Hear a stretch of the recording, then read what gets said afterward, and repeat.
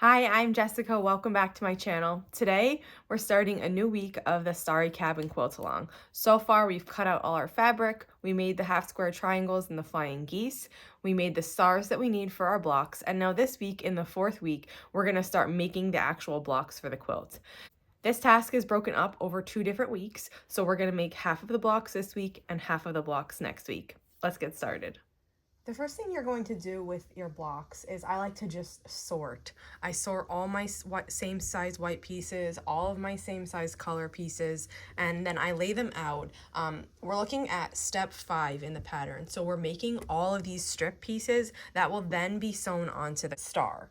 The first strip piece A, is just one strip, and I just set that aside. Then I go on and I make B, which is 2, and I'm only making one star block here, but if I was making all of the blocks, I would chain piece all of these. So I'd make all 16 A strips, all 16 B strips, all 16 C, and I'd continue on. And I would make every single one of the strips needed for all of the log cabin parts of our blocks. Chain piecing makes this go really quick. I think it's important to stay a little bit organized here since the pieces kind of like look similar.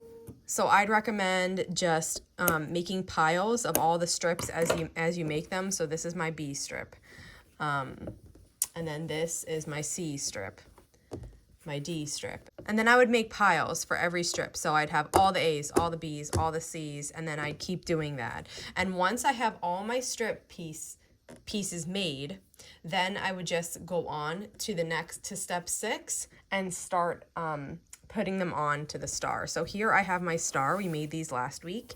And the first step of the star is to just sew on a strip A, which is just a plain strip, and that's just getting sewn on. The side that you start on is arbitrary. So you just pick the side you want to start on. Once you start, then you have to follow the layout in the pattern to continue adding strips in the right direction.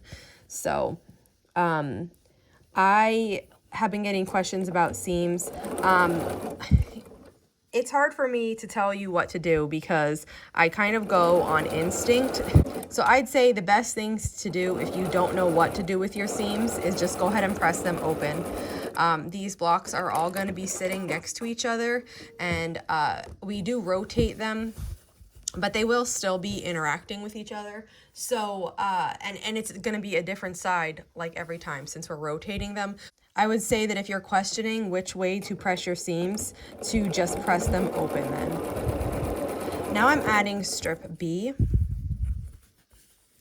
And so this just becomes a kind of repetition here of adding the strips to 2 sides of the stars. And again, you can look at the layout in the pattern to see where you're adding and when, but you're just going to keep adding these strips. So here I have A and B attached to my star. Now the next step is going to be to put C on the bottom and then D on this side. So this part is pretty straightforward.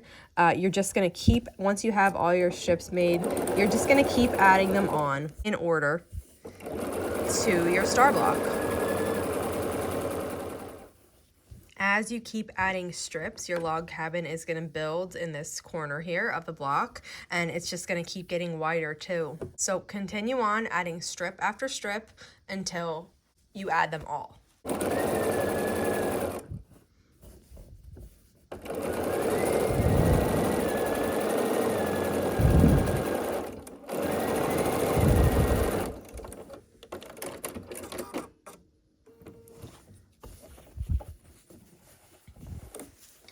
So I have finished adding all of my strips, A through L, onto the star block, and it's hard to, this is a large block, so it's hard to even capture here, but I have my strips going this way and my strips going this way, the stars up here, and this is what it looks like. Let's press it. With the times that the sun comes in these days, and I guess maybe until the time change, we have to deal with these shadows and brightnesses. So I'm sorry about that, but just something we have to work with. So, okay. Before I start talking about pressing, I just want to say pressing is a hot topic. People get really worked up over quilt pressing. Here are my thoughts. Take them or leave them. If you're sending your quilt to a quilter, your pressing matters because it affects how well the quilter can quilt your quilt. If you're having an edge-to-edge pantograph design done, it's not as important as if you were doing custom quilting. So if you're having custom quilting done where they're stitching in the ditch, and let's flip this over and just look at it. So say, someone was going to custom quilt this for me, or I was, and I was going to just stitch in the ditch along this, and I was going to then on the white do a different design than I was going to do on the stars, and same thing over here on the logs. If I was doing that, the pressing matters because as you're quilting here, if your seams are, one going one way, one going the other way, or if they're just not laying flat and neat, it cannot be custom quilted. Or it's really difficult to do it and make it look great. If you're doing a pantograph, I find that it doesn't matter as much. If you're quilting it yourself at home, you're the boss. So you don't have to worry about what a long arm quilter wants to do on your quilt. I have my own long arm. For a while, I sent the quilts out to another one and I never had any issues. I always just got the pantographs done. And I had like 1 or 2 custom quilts done, but because of money, the cost of a custom quilt is a lot. So I always just did pantographs. Then I did them at home on my domestic. And then earlier this year, I got a long arm. So I am quilting this myself, and I don't mind if I have a double seam somewhere. I don't mind if, it's just not perfect. That's fine with me. I do nest seams. I do pay attention to seams. I think because I've been doing this for a while that it's second nature to me and I don't think about it. So I struggle with telling you which way to push your seams. Also, not just because I'm comfortable with it, but because of the backlash that can come my way if I say something in terms of the seams that people don't agree with. So I'm showing you here what I am doing. If you don't know how to push your seams, press them open. That's like the answer that will always work for you. So right now, the stars to me, I pushed them in a certain direction and I had just pressed the star from the back. Now I'm gonna start working on the log. So I just do one at a time.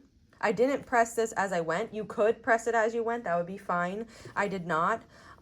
So I'm just gonna press this here like that. And then I work a little bit above it. And I'm just going to keep doing this same method here to get the whole block pressed from the back. And I kind of work like a little bit at a time. So I did here, now I'm going to go back and finish over here.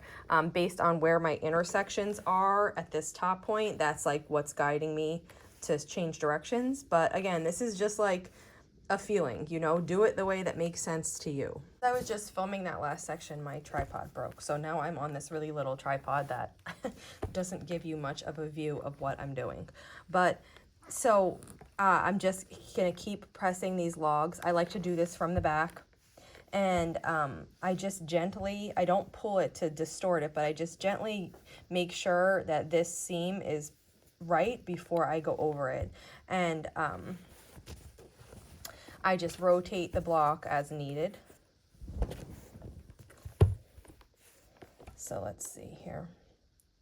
And I'm almost on my last one, so I'm just gonna hold this in place while I press this last one.